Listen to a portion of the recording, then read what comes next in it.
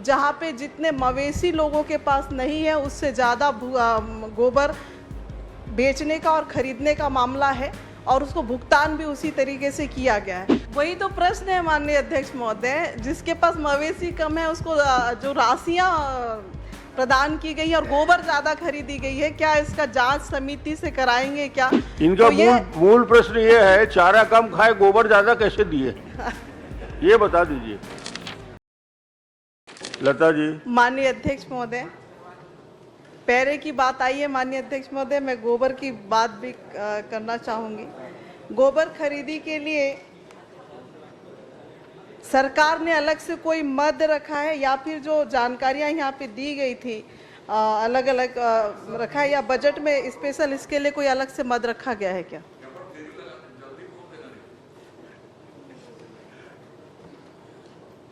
माननीय अध्यक्ष महोदय, जो गौठान समिति है उसके माध्यम से ही गोबर खरीदी का मद रखा गया है।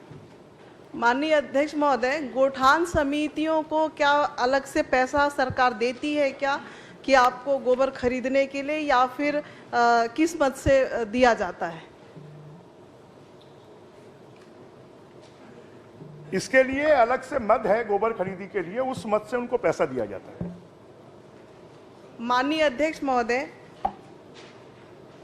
इसमें एक जानकारी दिया गया है कि 30,000 तक का भुगतान किसी भी हितग्राहियों को नहीं किया गया है और हितग्राही के द्वारा स्वीकार किया जाता है कि हमारे पास जितनी मवेशी है उसके आधार पे हम उतना गोबर उत्पादन गोबर नहीं है हमारे पास।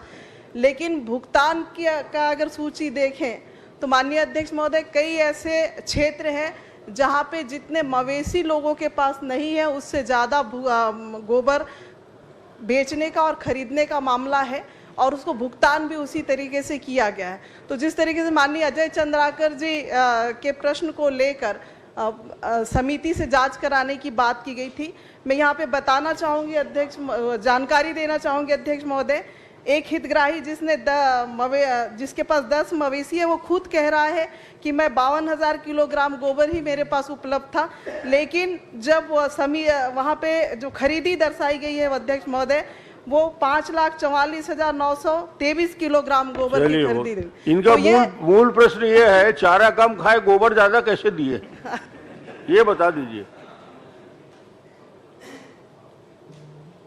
माननीय अध्यक्ष महोदय, कोंडागांव में विधानसभा में कुल 96,959 क्विंटल गोबर की खरीदी की गई है और उस गोबर खरीदी के अगेंस्ट में 21-22 में 20-21 में 60 लाख रुपए, 21-22 में 57,62,000 रुपए और 22-23 में 75 लाख, इस प्रकार कुल 1,93,00,000 रुपए का भुगतान हुआ है।